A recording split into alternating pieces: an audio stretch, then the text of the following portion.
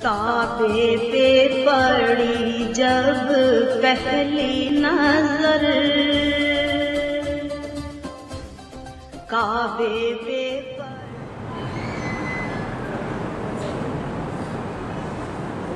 अक़वाम आलम के दरमियान इस्लाम सबसे बड़ा मज़हब, मुसलमान सबसे बड़ी कौम, कुरान पाक को सबसे ज़्यादा पढ़ने वाली किताब का दर्जा और प्यारे नबी हज़रत मोहम्मद रसूलुल्लाह सल्लल्लाहु अलैहि वसल्लम को सबसे ज़्यादा प्यार करने वाले लोग, ये दर्जात जो हैं दुनिया में किस तरह हासिल हुए, इसके पीछे की तारीख क्या है। अक्सर लोग ये सवाल करते हैं, जो मुसलमान हैं उनके भी जहन में बाज़ औक़ात ये बात आती है कि चट्टानों की सरजमीन है जहां सिवाय पत्थरों के और रेत के कुछ नहीं,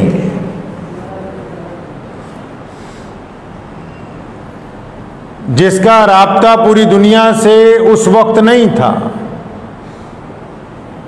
वहां पर रसूलुल्लाह सल्लल्लाहु ताला अलैहि वसल्लम को अल्लाह तबारक व तआला मबूस फरमाते हैं। और फिर ये क्या मौजज़ा है कि अभी रसूल करीम सल्लल्लाहु अलैहि वसल्लम को पर्दा फरमाए हुए हमसे सिर्फ 1450 साल का अरसा गुजरा है। मुद्दत हजारों साल नहीं है। आज भी हम इमाम बुखारी की निगाह से, आज भी हम सैयदना अबू हुरैरा रज़ियल्लाहु ताला अन्हु की निगाह से, अबू दाऊद की निगाह से, इमाम नसई की निगाह से हजूर अकरम सल्लल्लाहु ताला अलैहि वसल्लम के दौर को बखूबी देख सकते हैं।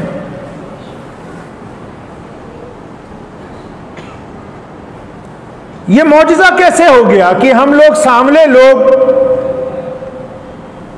जिनका कोई ताल्लुक नहीं है जमीन के एतबार से अरब की जमीन के साथ, जिनका कोई खून का रिश्ता भी नहीं है और दूर की कोई रिश्तेदारी भी नहीं लगती, फिर भी करोड़ों की तादाद में मौजूद हैं जो कलमा ला इलाहा इल्लल्लाह मुहम्मदुर रसूलुल्लाह इस अंदाज में पढ़ते हैं, इस अंदाज में पढ़ते हैं कि गर्चे कोई सामने की ताकत चाहे भी कि इनसे कलमा छीन ले तो छीन नहीं सकती है। ये ताल्लुक कैसे पैदा हुआ? अफ्रीका की मक्का मुकर्रमा से दूरी कई हजार किलोमीटर की है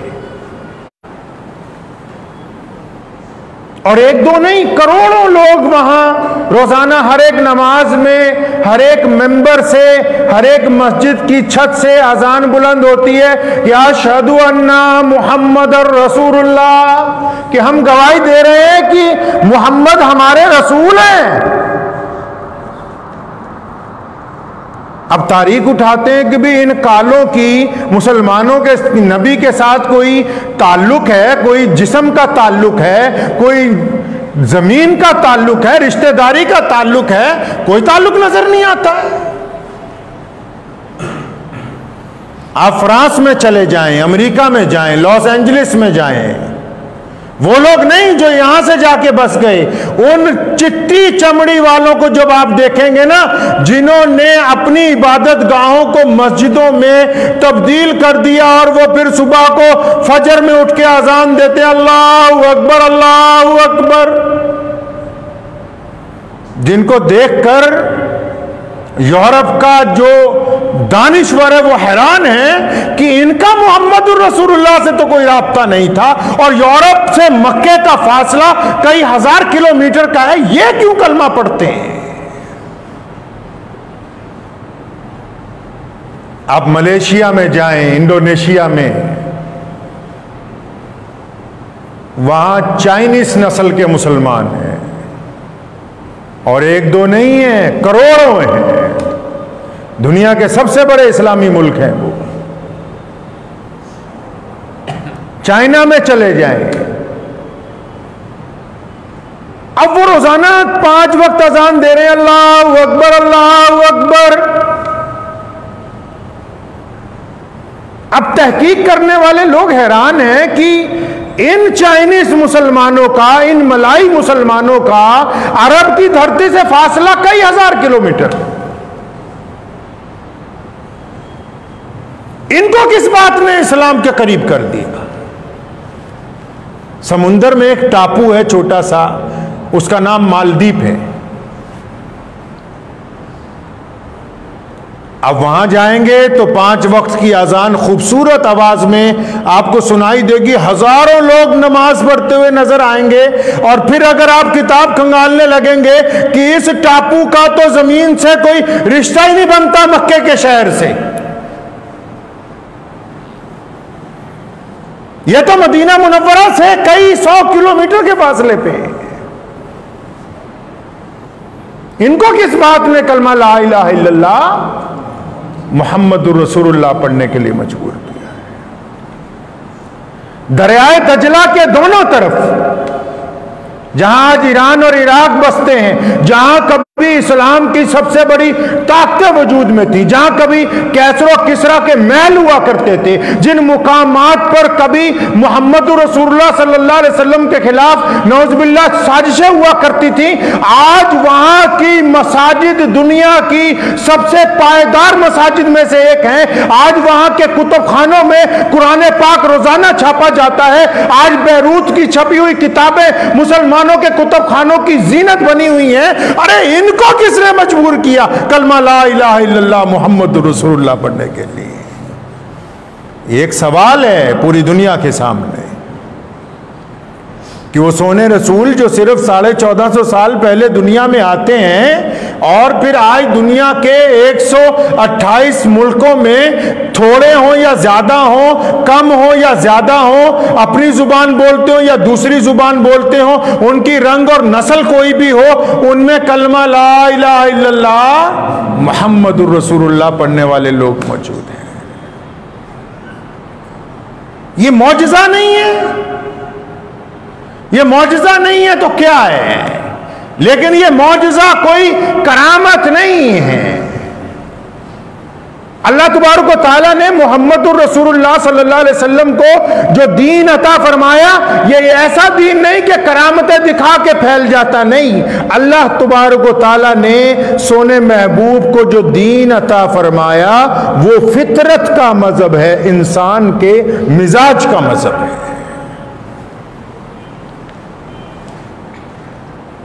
अगर हम इत्मीनान के साथ इस्लाम से पहले की दुनिया को देखें तो फिर हमें आसानी से समझ आ जाएगा कि इस्लाम दुनिया में कैसे फैला है। ये तो आज मीडिया कहता है ना कि इस्लाम तलवार के जोर से फैला। आप बताइए मलेशिया में कौन सा मुसलमान लश्कर गया? इंडोनेशिया में क्या कोई मुसलमान लश्कर गया? क्या इन चाइना के मुसलमानों को फतेह करने के लिए कोई मुसलमान लश्कर गया? क्या मालदीव के अंदर कभी मुसलमानों की कोई लड़ाई हुई है? बिल्कुल नहीं हुई। आप देखें वो बात क्या है कि पूरी दुनिया के अंदर इस्लाम जो है वो राइज हुआ है। उस खूबी को तलाशना होगा कि जो मोहम्मद रसूलुल्लाह सल्लल्लाहु अलैहि वसल्लम ने अता की। और ये वही तो खूबी है कि 1450 साल की इस छोटी सी मुद्दत में इस्लाम के खिलाफ बेशुमार साजिशें बनाई गईं, इस्लाम के खिलाफ बेशुमार ताकत का इस्तेमाल किया गया, इस्लाम के खिलाफ बेशुमार बड़ी बड़ी हुकूमतों ने रकम खर्च की। उस खर्च के बावजूद भी दीन इस्लाम रुकने की बजाय आगे बढ़ता गया।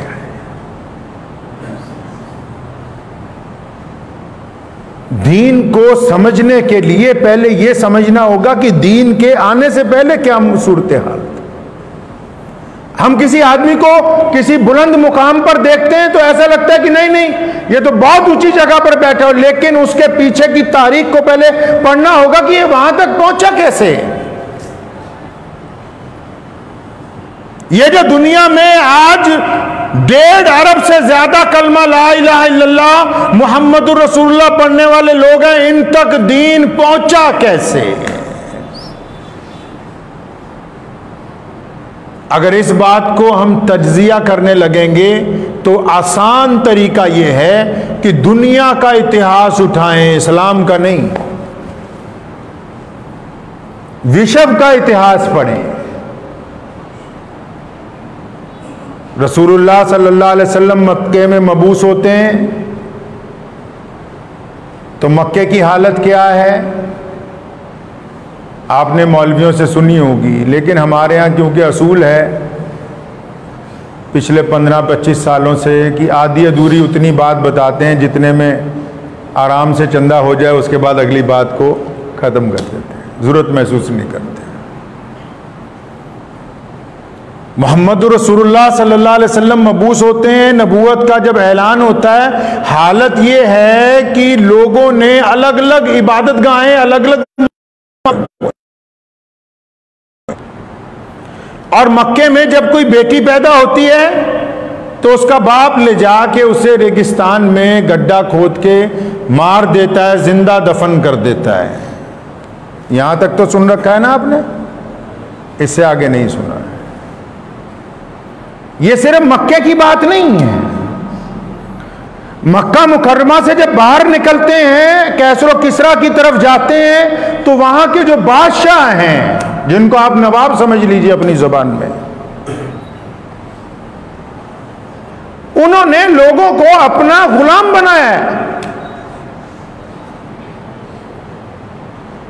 गुलामों के ऊपर बाकायदा फौजी तैनात है और हुक्म है कि बढ़िया फसलें उगाओ, फल उगाओ और सारा माल लाके रियासत में जमा करवा दो, तुम्हारा इससे ज्यादा कोई काम नहीं। कपड़े पहनो ना पहनो कोई इख्तियार नहीं है। आप फिर थोड़ा सा और आगे चले जाएं, 1-2 हज़ार किलोमीटर अफ्रीका के मुल्क आ जाते हैं, वहां भी हालत यह है कि लोगों के पैरों में बेड़ियां डाली हुई हैं, बेड़ियां, और बेड़ियां डालने के बाद मंडी में लेके जाते हैं रोजाना गरीब लोगों को, और आवाज लगाते हैं गुलाम बिक रहा है, खानदान समेत, 1 बीवी 4 बच्चे, 1 आदमी काम करने वाला, कितने के लोग हैं बताओ?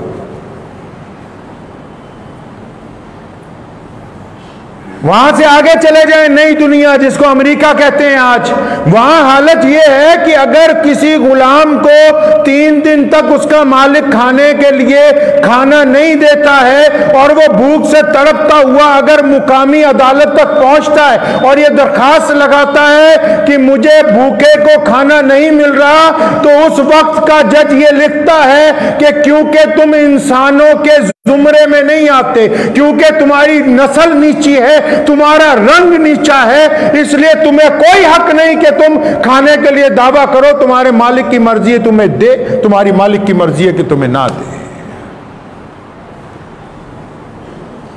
और आगे चले जाइए, एशिया के जितने मुल्क हैं, जिसको आज इंडोनेशिया, मलेशिया, चाइना, हमारा मुल्क इसको कहते हैं, वहां यह हालत है कि गरीब आदमी को अमीरों की सड़क पे चलने की इजाजत नहीं, गरीब आदमी को सरमायादारों की सड़क पर चलने की इजाजत नहीं, और जिस कुएं से वो पानी पीते हैं उससे दूसरा नहीं पी सकता है। आप क्या समझते हैं कि सिर्फ मक्का मुकर्रमा में बच्चियों को जिंदा दफनाया जाता था? मक्का नहीं, मक्के से लेकर अफ्रीका तक, अफ्रीका से लेकर चाइना तक, चाइना से लेकर इस मुल्क तक, और यहां से फ्रांस तक, और फ्रांस से फिर नई दुनिया तक, पूरी दुनिया में सिर्फ नवाबजादों का, सिर्फ हुक्मरानों का, सिर्फ उस दौर के राजाओं का राज चलता था, और 98% लोग उस राज की चक्की में नीचे पिस रहे थे।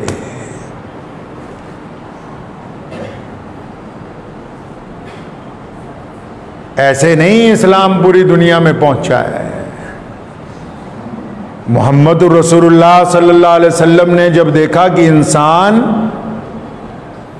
अपने खुदा को भूल बैठा है और फिर इंसान इंसानों पर राज कर रहा है,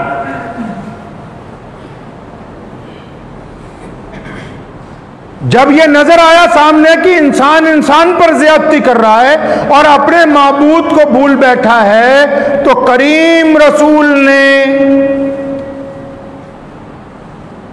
पूरी कायनात में सबसे ज्यादा हिम्मत और जुर्रत का मुजाहिरा किया।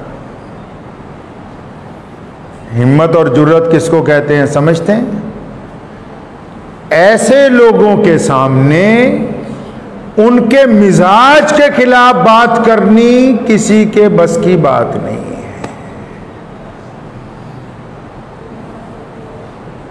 हुजूर अकरम सल्लल्लाहु अलैहि वसल्लम ने इंसानों के मिजाज को पकड़ लिया। कैसे समझाया दीन को लोगों को? हमसे कोई पूछता है इस्लाम क्या है? इस्लाम फितरत का मजहब है। इस्लाम ने हमें समझाया कि देखो, एक मर्द तो चाहता है ना कि उसकी औरत उससे बेवफाई ना करे। चाहता है मर्द के नहीं जी? तो इसका मतलब तौहीद की घुट्टी अल्लाह ताला ने अपने बंदों के खून में डाली है। दुनिया ने कहा कि खुदा एक है और लोग डरते रहे। सोने रसूल सल्लल्लाहु अलैहि वसल्लम ने कहा कि एक तो खुदा है, लेकिन एक को खुदा वही मानेगा जो एक की इबादत करता हो।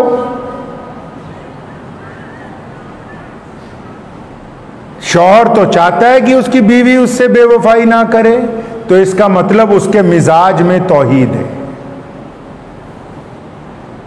औरत भी चाहती है कि ये मेरा मर्द मेरे अलावा किसी और की तरफ ना देखे, इसका मतलब औरत के मिजाज में भी तौहीद के अज्जा मौजूद हैं। वो भी चाहती कि मेरे से किसी को शरीक ना बनाओ, मेरा किसी को। मालिक को पूछो, दुकान पर बैठा हुआ है, वो चाहता है कि ये नौकर मेरे वफादार रहें। हुकूमत चला रहा है जो बादशाह, उससे पूछो, वो चाहता है कि ये जितने वजीर हैं मेरे फरमाबरदार हो, मेरे अलावा किसी और का कहना ना माने। पुलिस का हाकिम कप्तान ये चाहता है कि ये जो मुलाजिम हैं ये मेरे मातहत हैं, तो मेरे हुक्म की इत्तबा करें। इस्लाम ने सिखाया कि अच्छा, जब तुम दुनिया में वफादारियां ढूंढते फिरते हो, तो क्या अल्लाह नहीं चाहते कि जिस अल्लाह ने बंदे को पैदा किया है, तो अल्लाह भी तो चाहते हैं कि बंदा एक अल्लाह वहदहू ला शरीक की इबादत करे। हजरात सहाबा इकराम रज़ियल्लाहु तआला अजमईन ने लब्बैक कही है।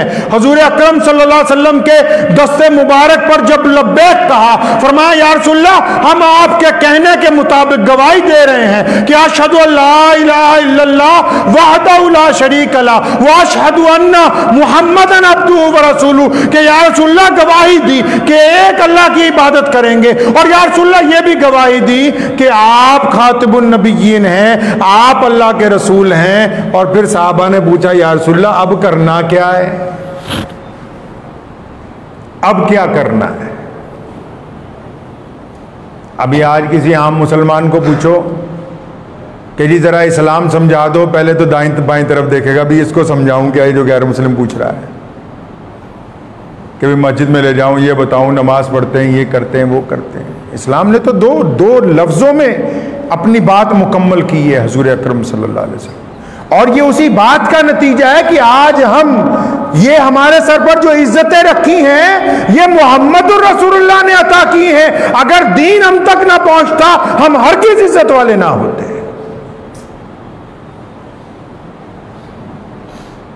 अब साहबा ने जब पूछा, या रसूलल्लाह करना क्या है? फरमाया अब क्या करना है? अब बिलाल और अबू बकर एक ही थाली में खाना खाएंगे। फरमाया हमने गोरे और काले की तमीज को खत्म कर दिया। रसूलुल्लाह ने फरमाया कि हमने अमीर और गरीब की तमीज को खत्म कर दिया। रसूलुल्लाह ने फरमाया कि हमने जात और बरादरियों के बंधन को तोड़ दिया। फरमाया कि अल्लाह करीम ने कायनात में कोई एक शय भी ऐसी नहीं पैदा फरमाई जो इज्जतदार ना हो, इसलिए बंदों को तो ये इख्तियार ही नहीं है कि वो अपने साथ के किसी दूसरे बंदे को उसकी रंग और नस्ल की वजह से नीचा बताने लगे। अब समझे फलसफा? जब मक्का मुकर्रमा से मदीना गए हैं और लोगों को जब ये पता लगा, सोने रसूल कहते हैं कि जैसे हमने इंसानों में वफादारियां तलाश करते हैं, अल्लाह हमसे वफादारी का अहद चाहते हैं। इसी अहद का नाम ला इलाहा इल्लल्लाह लिखा गया और फरमाया अल्लाह अहद चाहते हैं कि मुहम्मदुर रसूलुल्लाह की इत्तबा करोगे। फरमाया जब रसूल की इत्तबा की तो अल्लाह ने कुरान पाक में फरमाया कि तुम उस वक्त तक मेरी इत्तबा करने वाले नहीं बन सकते जब तक मेरे प्यारे महबूब मुहम्मदुर रसूलुल्लाह की इत्तबा नहीं करते। और सोने रसूल ने क्या कह दिया? सोने रसूल ने फरमा दिया कि हमने सबको बराबर कर दिया। फरमाया जब सब बराबर है ना तो बिलाल और अबू बकर एक साथ हो गए, उसामा जैसे गुलाम उमर फारूक रज़ियल्लाहु ताला अन्हु के साथ बैठने लगे। फिर पूरी दुनिया में पैगाम पहुंचने लगा। वो तड़पती हुई इंसानियत जिनको दबाया गया था, वो लोग जिनको पढ़ने लिखने से रोका गया, वो लोग जिनको अच्छा खाना पीने से रोका गया, वो जिन्हें जात और बरादरियों की वजह से पीछे फेंका गया, पूरी दुनिया के वो तमाम अक़वाम जो तड़प रहे थे, जब उन तक पैगाम पहुंचा कि एक अल्लाह की इबादत के साथ हमें यह हक मिलेगा कि हम एक साथ नमाज पढ़ेंगे, हमें यह हक मिलेगा कि हम एक बर्तन में खाना खाएंगे, हमें यह हक मिलेगा कि हम एक दूसरे से रिश्तेदारियां करेंगे, हमें यह हक मिलेगा कि एक दूसरे से गले मिलेंगे, तब उन्होंने कहा कि हम मुहम्मदुर रसूलुल्लाह सल्लल्लाहु अलैहि वसल्लम पर ईमान लाते हैं। ये इस्लाम का फलसफा है। इस फलसफे को दुनिया नहीं रोक सकती। क्यों? क्योंकि दुनिया दौलत इस्तेमाल कर सकती है, ताकत इस्तेमाल कर सकती है, मुहम्मदुर रसूलुल्लाह सल्लल्लाहु अलैहि वसल्लम के तरीके के ऊपर चल के किसी मजलूम को, अपने से गरीब को बराबर नहीं बिठा सकती। इकबाल ने कहा था ना कि आ गया ऐन लड़ाई में अगर वक्त नमाज, किबला रू हो के ज़मी बोस हुई कौम हिजाज, एक ही सफ़ में खड़े हो गए महमूद व अयाज, ना कोई बंदा रहा ना कोई बंदा नवाज, बंदाए साहिबो मोहताजो गनी एक हुए, तेरे दरबार में पहुँचे तो सभी एक हुए। अब मुसलमानों को पल्ले बांधने की ये बात ये है कि आज अगर कोई मुसलमान, कुरान ने कहा जात और बरादरियों के नाम इसलिए रखे कि तुम्हारी पहचान हो जाए, बस इसलिए रखें और कुछ नहीं। अगर कोई सैयद का बेटा आलिम ना हो और किसी कुम्हार का बच्चा आलिम हो तो वो इस जगह पर खड़ा होकर मुसलमानों की इमामत करेगा। जात और बरादरी का इससे कोई ताल्लुक नहीं। अब मुसलमानों को पल्ले बांधने की बात यह है कि अगर किसी मुसलमान को यह गलत फहमी है कि फलां धर्म के लोग या फलां मज़हब के लोग या फलां बरादरी के लोग या हमारी नस्ल में फलां रंग के लोग, फलां बरादरी के लोग हमसे थोड़े से नीचे हैं, तो फिर वो अभी मुसलमान नहीं हुआ है, वो मुसलमान नहीं हुआ। जिसने इंसानों के साथ तफरका किया वो मोहम्मद रसूलुल्लाह का उम्मती नहीं बना। अभी इस्लाम की तो बुनियाद ही यही है कि इंसान को इंसान की गुलामी से आजादी अता की है। जिसने इंसानों के अंदर बराबरी नहीं लाई, जिसने इंसानों को मजहब की बुनियाद पर नफरत से देखने की कोशिश की, वो मुसलमान नहीं हो सकता। मुसलमान हो ही वो सकता है जो दुनिया के हर इंसान का जूठा पानी पीने का हिम्मत रखता हो और पानी पीते हुए उसे बुराई महसूस ना हो, उसे कोफ्त ना हो। अगर दिल में कोफ्त हो रही है, दिल में कोफ्त हो रही है कि नहीं नहीं नहीं नहीं नहीं मैं कैसे करूंगा, तो इसका मतलब अभी ये मुसलमान हुआ नहीं है। मोहम्मद रसूलुल्लाह सल्लल्लाहु अलैहि वसल्लम ने अपना प्याला मुबारक वही बिलाल को दिया, उसी से अबू बकर ने पिया, उसी से अबू हुरैरा ने पिया, उसी से गुलाम इब्ने गुलाम हज़रत उसामा ने पिया, उसी से मालिक इब्ने ज़ुबैर ने पिया, उसी से अब्दुल्ला इब्ने ज़ुबैर रज़ियल्लाहु ताला अन्हु पी रहे हैं, उसी से फिर अबू बकर जैसे उलुल आज़म जो दुनिया के सबसे बड़े मुसलमान हैं वो उसी प्याले से पानी पीते हैं। और मुसलमानों का जलीलुल कदर खलीफा उमर फारूक जैसा शख्सियत उस प्याले से पानी पीता है। तो बता दिया दुनिया को कि हम इंसानों में बराबरी को लेकर हैं। तो जिसको यह गलत फहमी हो गई हो कि भाई मैं ऊंचा हूं और दूसरे नीचे हैं, वो अभी मुसलमान नहीं। इस्लाम अपनी दो बुनियादी वजह से कायम है अपनी जगह कि नफ़े और नुकसान का मालिक अल्लाह की ज़ात है। अल्लाह ही की इबादत इसलिए क्योंकि रसूलुल्लाह सल्लल्लाहु अलैहि वसल्लम ने हमें तौहीद अता फरमाई कि बंदा अपने रब से वफादार रहे। मोहम्मद रसूलुल्लाह की इत्तबा ही इसीलिए है ताकि हम अल्लाह तबारक व तआला का कुर्ब हासिल कर लें, हमारे में इत्तेफाक और इत्तेहाद, हमारा दीन बाकी रहे। तो दुआ कीजिए, वक्त भी हो गया है कि अल्लाह तबारक व तआला इन बातों को समझने की तौफीक अता फरमाए। जिनके घरों में अगर किसी मुसलमान ने घर में अपने बर्तनों की ज़ात और बरादरी बना ली हो कि ये 2-4 बर्तन मुलाजिमों के लिए अलग से रखे हैं, तो वो अच्छी तरह नोट कर लें कि ये हराम है इस्लाम में। इस्लाम में ये हराम है, ये बातें। इस्लाम ने किसी ज़ात और बरादरी को फौकियत अता नहीं की है। सैयदना बिलाल हबशी हैं, ग़ुलाम हैं, गुलाम के बेटे हैं, काले हैं, उनके मोटे मोटे होंठ हैं, पैर फटे हुए हैं, पैरों में चप्पल नहीं होती, कपड़े फटे हुए होते हैं, लेकिन आज पूरी दुनिया के अरबों मुसलमान, इज्जतदार मुसलमान, खरबोंपति मुसलमान, गरीब मुसलमान, अमीर मुसलमान बिलाल का नाम लेना ही अपने लिए इज्जत समझता है। सिर्फ नाम लेना ही अपने लिए निजात का जरिया समझता है। दुआ कीजिए अल्लाह ताला मुझे भी और आप सबको भी इन बातों पे अमल करने की तौफीक अता फरमाए। व आखिर दावाना अल्हम्दुलिल्लाह रब्बिल